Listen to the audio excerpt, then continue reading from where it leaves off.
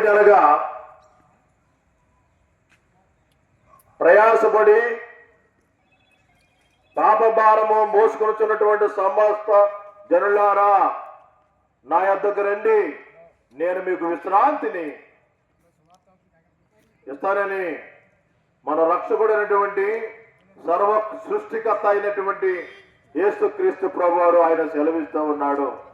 ప్రియమైనటువంటి దేవుని యొక్క బిడ్డలారా, ప్రియమైనటువంటి గ్రామస్తులారా, ప్రభు ఇచ్చేటువంటి యొక్క చక్కటి అవకాశాన్ని మీ జీవితాల్లో సద్వినియోగం చేసుకోవాల్సిందిగా ప్రభుపేట మనం చేస్తా ఉన్నామండి.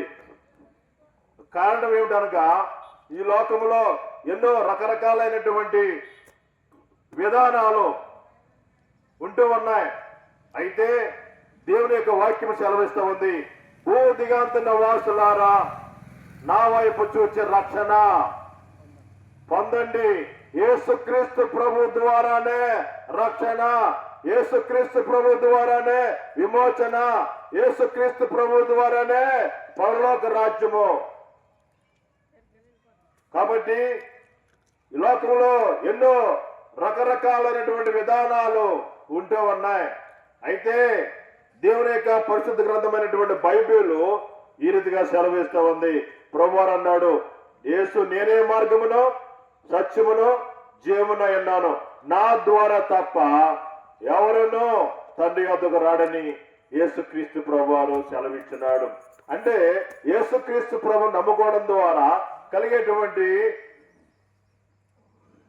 సంగతి ఏంటి అనేటువంటిది ఆలోచించినట్లయితే మనము ఏ రీతిగా ఈ లోకంలో జీవించాలో, ఏ రీతిగా నడవాలో, ఏ రీతిగా బ్రతకాలో అనేటువంటి విషయాలన్నీ కూడా దేవుని ద్వారా మనము నేర్చుకుంటాం. అది యేసుక్రీస్తు ప్రభువారిని ఎందుకు నమ్మాలి అంటే యేసుక్రీస్తు ప్రభువారే నిజమైనటువంటి దేవుడు, ఆశ్రయదుర్గము. ఒక తల్లి తన బిడ్డని ఏ రీతిగా అయితే ఆదరిస్తాదో అదే రీతిగా యేసుక్రీస్తు ప్రభువారు ఒక తల్లిగా నిన్ను నన్ను కూడా ఆదరించేటువంటి దేవుడు. ఎందుకంటే ఈ లోకములు ఎక్కడ నెమ్మది లేదండి, ఈ లోకములు ఎక్కడ కూడా నెమ్మది లేదు, శాంతి లేదు, సమాధానము లేదు. ఎక్కడ చూసినా కూడా గొడవలే, కొట్లాట్లే, కోర్టు కేసులే, పోలీస్ స్టేషన్ గొడవలే ప్రతి వారి జీవితంలో ఉంటూ ఉన్నాయి. వాటన్నిటి నుండి కూడా విడుదల దయచేయాలని యేసుక్రీస్తు ప్రభువారు క్రీస్తు ఆయన 2025 సంవత్సరాలకు పూర్వమే ఈ లోకానికి వచ్చి ఆదాము ద్వారా పొందుకున్నటువంటి శిక్ష అంతా కూడా ఆయన కడమ ఆదామైనటువంటి యేసుక్రీస్తు ప్రభు అనేటువంటి కడమ ఆదామైనటువంటి క్రీస్తు ద్వారా రక్షణ మార్గాన్ని యేసుక్రీస్తు ప్రభువారు ఏర్పాటు చేసినాడండి. ఈ విషయము నీవు నమ్మినట్లయితే యేసుక్రీస్తు ప్రభువారు యందు విశ్వసించండి. విశ్వసించకపోయినట్లయితే యేసుక్రీస్తు ప్రభువారిని నువ్వు కలుసుకోలేవు. యేసుక్రీస్తు ప్రభువారిని కలుసుకోలేకపోతే నీకు మోక్షం లేదండి. ప్రియమైనటువంటి దేవునికి బిడ్డలారా, ఎంతో ప్రయాసతో ఎంతో వ్యయముతో మేము మీ గ్రామానికి వచ్చామండి.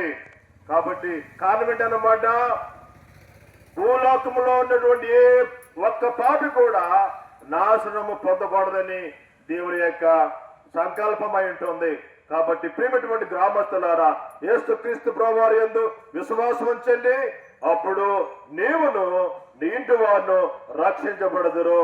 దేవుడు కొద్ది వాక్యాన్ని మన కొరకే మీ కొరకే దేవుడు దీవించిన గాక.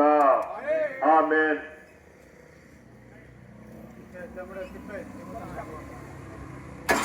జై రాజేంద్రరాజు గారు అనే యేసుక్రీస్తు ప్రభువారికి జై. నీ కొరకు నా కొరకు ప్రాణం పెట్టి చనిపోయి సమాజ చేపట్టి లేచిన ప్రభు యేసుక్రీస్తు ప్రభువారికి జై.